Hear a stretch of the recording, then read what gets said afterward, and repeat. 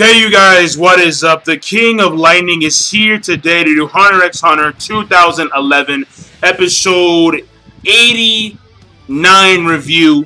Now, this week's episode of Hunter x Hunter, a majority of it is basically the fight between Knuckle, aka Kuwabara, versus Gon Freaks. And I'm not gonna lie, that was a pretty good fight.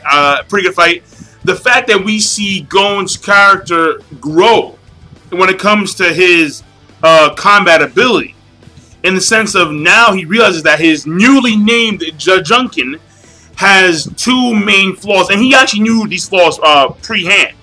But when we have Knuckle emphasizing these flaws, and then in doing so, able to take advantage of Gon's inability to completely hide his aura control.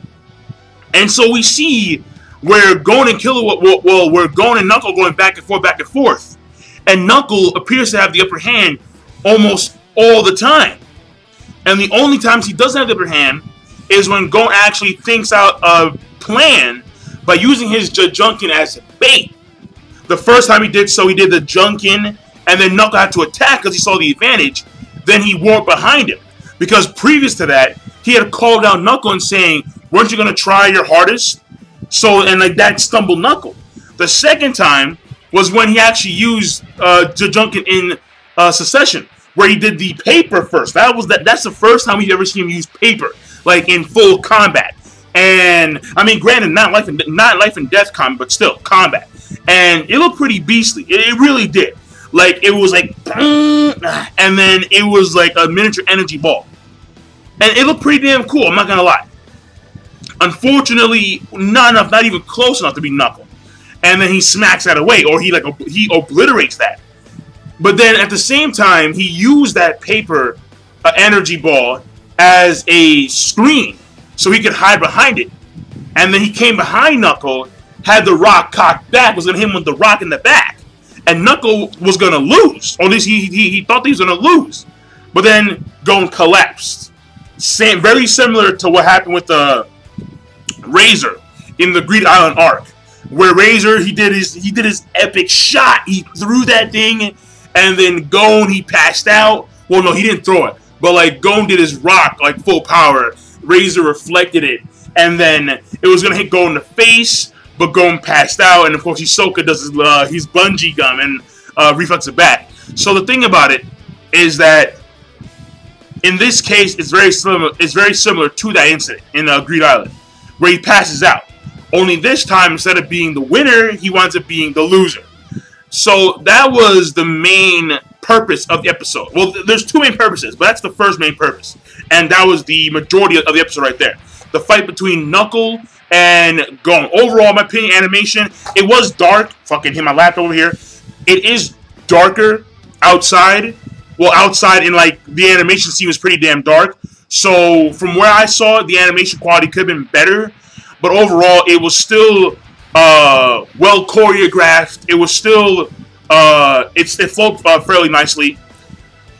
When it came to, again, the realization that Gon is able to adapt in mid-combat, and that's something completely different from what we usually see. What we usually see with Gon and Killua is they devise plans. They devise plans pre-hand in order to deal with an opponent. The whole thing with Gensuru, it was an entire plan. It was a well-thought-out, articulated plan between Gon and Killua and Biscuit, how they're going to deal with Gensuru. But in this case, because they're going to be fighting Chimera Ants on the fly, they don't have time to plan, obviously. They need methods to deal with these Chimera Ants on the spot. And here, Gon is able to do something unlike Killua, where he's able to fight a stronger opponent and actually come up with a plan for him to be successful against that stronger opponent. Whereas Killua, in his mind, as Biscuit mentions later on in the episode, Killua would actually run away. He would run away. He would bail. He'd run for the hills. All right. He would pull the "There goes my hero" route. You know, there goes my hero. Watch him as he goes. He would run away. He'd get the hell out. He wants no part in that. But the thing about it is that in this episode, Biscuit mentioned that to Killua, and now he starts to realize, fuck. Because he remembers, because I'm pretty sure he knows that Moro was saying the same thing when he was talking to Gon at lunchtime, and Gon mentioned how we should be able to come up with plans on the fly against the Chimera Ants. He was saying roughly around the same thing. But like they were circling around the issue, whereas Biscuit hit it right on the head. Whereas like you give up way too easily. You give up way too easily, and it's gonna cost you, and what's gonna wind up happening as a result of that is you're gonna wind up leaving Gon to die. And that's super crucial when it comes to the character interaction between Gon and Killua and the character development of Killua. Killua is actually one of the most developed characters in the series, like by far. Like that's no joke. And the thing is, he the most developed character in the series? I wouldn't go that far, but Killua is very developed. Now, that being said, we have Biscuit mentioning the combat spectrum, where it's like, you know, A, B, C, D, E. And then she has these lines on a wall when she fights against Killua. And we don't see the fights off screen. But the end result is Biscuit, of course, beating Killua, obviously. Now, the thing here, and I believe that's the first time he's seen Biscuit transform. Because, you know, Biscuit, the small, you know, compact girl, transforms into, you know, like Miss Muscle over here. Like Miss Ultimate Muscle, just like rippling muscle. Yeah. It's like, whoa. Damn. So, like, when you, like, it was funny because, like, he's staring at Biscuit. And all of a sudden, like, the shadow gets bigger and bigger and bigger. He's like, Nani? Like, that was funny. But the thing about it is that when she has the list, it's very important how she notes that a C person can be an A or a D person depending on the situation at hand. Depending on the environment, depending on the mental stability of that person, depending on the emotions, depending on the emotional composition of that person, an individual who is overall weaker than another person can beat that person depending if that person is in a poor condition. So let me give you an example. Gon Freaks, who is relatively weaker than Hisoka, could be Hisoka under the right circumstances. And it is your job to be able to notice these circumstances. But in the case of Killua, he wouldn't. He would immediately run away. Because he immediately, even though he may be on the same level of strength, Killua immediately takes into consideration the person's strongest, at their strongest. And he always puts himself lower than that person. Unless he knows for sure that he is stronger. They are stronger than him. Unless he runs away as an end result. Or he always plans to run away and never to win.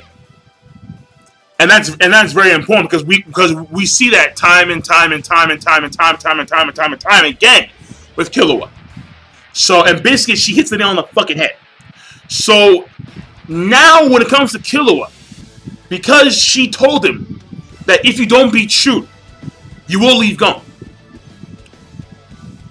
She's giving him an ultimatum for himself because she's not going to be there. She's going to run away because she doesn't want to be anywhere near Pom. She doesn't want to be anywhere near them. Near her. So the thing about it is that Killua right now, his main goal, aside from of course going back to the end jail and saving Kite, is to gain a strong will to overcome the preconceived notions that were given to him by his brother Illumi, which I think was the person who mainly trained him when he was a younger adolescent. Because he is 12 years old, so he's still a young kid. But it's just that, like, I think for the majority of his life, he's been trained by Illumi. And because like that's why we always saw like scenes of Illumi. So he has to overcome the original assassin mentality and run away from an opponent that is stronger than you naturally. And he has to become what he's been striving to be, a hunter.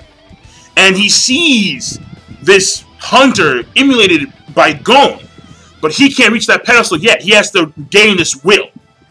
And that's going to be very important when it comes to Killua's growth in this arc. So the episode overall is actually very important. The animation overall, the fight could have been a lot. It could have been sharper and brighter, but overall it was pretty good. It was pretty solid. When it came to character development, again, Killua, very important stuff with Killua. And then now we're seeing the final confrontation now between Shoot and Killua, and then we're going to see Gon and Knuckle again. So we've also got a story progression, a lot of it.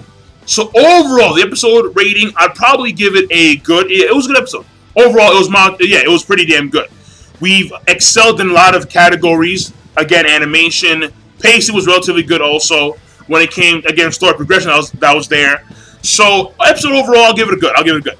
And I'll leave it at that. So King of Lightning, be sure, of course, rate, comment, and subscribe as always. Peace. Have a nice day.